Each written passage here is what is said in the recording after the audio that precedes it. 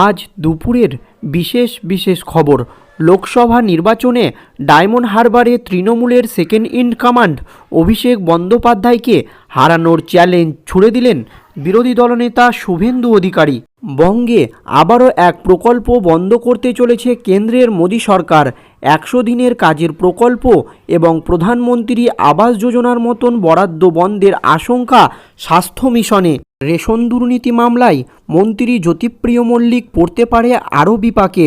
Ration দুর্নীতি মামলায় আইনজীবী বদল করল কেন্দ্রীয় তদন্তকারী সংস্থা ইডি। রাজ্যের প্রাক্তন খাদ্যমন্ত্রীর বিরুদ্ধে ধীররাজের সওয়াল। এবার সুপ্রিম কোর্টের কঠিন সিদ্ধান্ত, বললেন রাজ্যপালেরা জনপ্রতিনিধি নয়। বিধানসভায় পাশ হওয়া সিদ্ধান্তের ওপর খবরদারি শোভা পায় না রাজ্যপালদের, জানিয়ে দিল সুপ্রিম কোর্ট।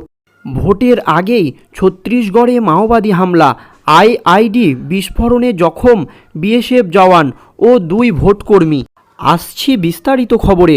লোকসভা নির্বাচনে পশ্চিমবঙ্গের 42টি কেন্দ্রের মধ্যে সবচেয়ে বেশি চর্চার কেন্দ্রবিন্দুতে উঠে আসতে চলেছে দক্ষিণ 24 পরগনার ডায়মন্ড হারবার, অর্থাৎ অভিষেক বন্দ্যোপাধ্যায়ের কেন্দ্রটি। কারণ এটাই বিরোধী দলনেতা শুভেন্দু অধিকারী ডায়মন্ড হারবারে অভিষেককে হারানোর চ্যালেঞ্জ ছুড়ে দিয়েছে। একইভাবে আইএসএফ বিধায়ক নওশাদ সিদ্দিকী নিজেই ডায়মন্ড হারবারে অভিষেকের বিরুদ্ধে দাঁড়িয়ে তাকে হারানোর হুঁশিয়ারি দিয়েছে। তাই ডায়মন্ড হারবারকে কেন্দ্র করে রাজ্য রাজনীতিতে জোর চর্চা শুরু হয়েছে। 21 বিধানসভা নির্বাচনে তৃণমূল বিপুল জয় পেলেও নন্দীগ্রামের মর্যাদার লড়াইয়ে মুখ্যমন্ত্রী মমতা বন্দ্যোপাধ্যায়কে হারিয়ে দিয়েছিলেন বিরোধী দলনেতা শুভেন্দু অধিকারী।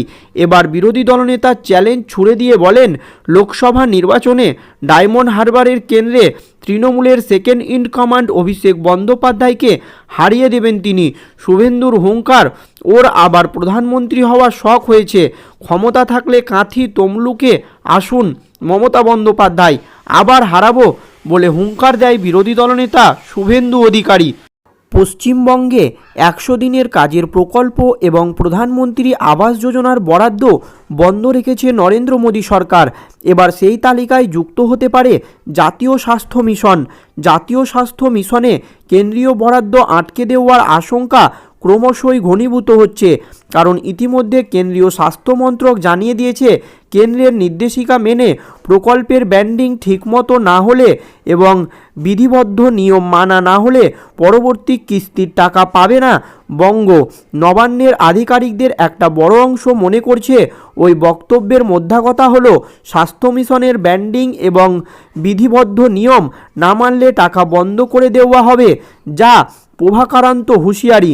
সূত্রের দাবি, কেন্দ্র মনে করছে স্বাস্থ্য মিশনের ক্ষেত্রে বাংলা তাদের নির্দেশিকার কোথায় আংশিকভাবে এবং কোথাও পুরোপুরিভাবে আইন লঙ্ঘন করেছে।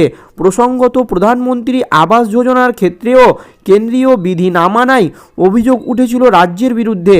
কেন্দ্রের ওই অবস্থানে বেজায় চটেছে বঙ্গের শাসক দল তৃণমূল কংগ্রেস। তবে এক্স হ্যান্ডেলে তাদের পোস্ট সাধারণ মানুষের বরাদ্দ উদ্দেশ্য প্রণোদিতভাবে আটকে বিরোধী শাসিত রাজ্যগুলিকে শায়েস্তা করতে চাইছে মোদী সরকার। রেশন বন্টন দুর্নীতি মামলায় আইনজীবী বদল করল কেন্দ্রীয় তদন্তকারী সংস্থা ইডি, জানিয়ে বিপাকে পড়তে পারে মন্ত্রী জ্যোতিপ্রিয় মল্লিক। সোমবার ইডির হয়ে আদালতে সওয়াল করেন নতুন আইনজীবী। গত শুনানিতেও রাজ্যের বনমন্ত্রী জ্যোতিপ্রিয় মল্লিকের বিরুদ্ধে মামলায় ইডির আইনজীবী ছিলেন ফিরোজ এডুলজি। এখন দাঁড়িয়েছেন আইনজীবী ধীরাজ ত্রিবেদী। তিনি কেন্দ্রের ডেপুটি সলিসিটর জেনারেলও। কেন্দ্রীয় তদন্তকারী সংস্থার আইনজীবী পরিবর্তনের মধ্যেও কোনো রহস্য আছে কিনা তা নিয়ে জল্পনা তৈরি হয়েছে। কারণ সম্প্রতি কামদুনি গণধর্ষণ মামলায় আইনজীবী এডুলজির অবস্থান ঘিরে বিতর্ক হয়। স্কুল এবং পৌরসভা নিয়োগ দুর্নীতির একাধিক মামলায় ইডির হয়ে গত বছর থেকে আদালতে লড়াই করেছেন এডুলজি। কেন্দ্রীয় তদন্তকারী সংস্থার হাতে ধৃত রাজ্যের প্রাক্তন মন্ত্রী পার্থ চট্টোপাধ্যায় এবং বিধায়ক মানিক ভট্টাচার্য, সুজয় কৃষ্ণ ভদ্র, অয়নশীল এবং কুন্তল ঘোষেদের বিরুদ্ধে দাঁড়িয়েছিলেন তিনি। গত মাসে মানিকের পুত্র সৌভিকের জামিনের তীব্র বিরোধিতা করেন ইডির আইনজীবী। কলকাতা হাইকোর্টে খারিজ হয়ে যায় মানিক পুত্রের আবেদন। কয়েক মাস আগে তৃণমূলের সর্বভারতীয় সাধারণ সম্পাদক অভিষেক বন্দ্যোপাধ্যায়ের স্ত্রী রুজিরা নুরেলার বিদেশ যাত্রার বিরোধিতা করে হাইকোর্টে সওয়াল করেছিলেন এডুলজি। কেন্দ্রীয় সরকারের সংস্থার হয়ে তাকে একের পর এক মামলায় অংশ নিতে দেখা গিয়েছে। এখন রেশন দুর্নীতি মামলার গত শুনানিতে স্পেশাল আইনজীবী হিসাবে নিয়োগ করা হয় এডুলজিকে। সোমবারের শুনানিতে তাতে ছেদ পড়ল, তার জায়গায় আনা হয় আইনজীবী ত্রিবেদীকে। এর পেছনে রহস্য থাকতে পারে বলে মনে করছে অনেকেই। এবার রাজ্যপালদের কঠিন নির্দেশ সুপ্রিম কোর্টের। রাজ্যপালদের মনে রাখতে হবে তারা যে জনগণের নির্বাচিত প্রতিনিধি নন।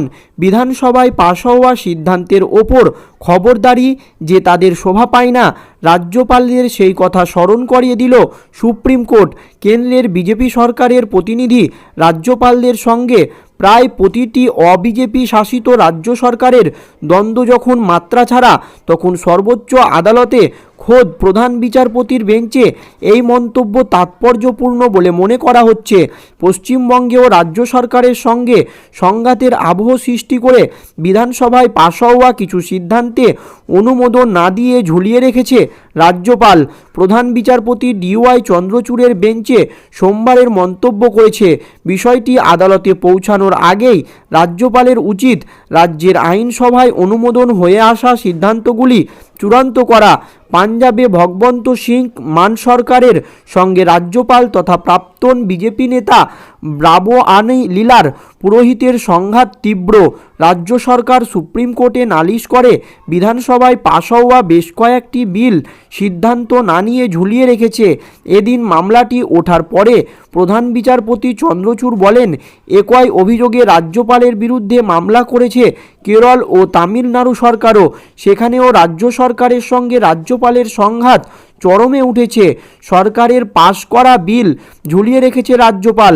প্রধান বিচারপতি বলেন, রাজ্যপালদের সামান্য একটু অনুসন্ধান করা জরুরি।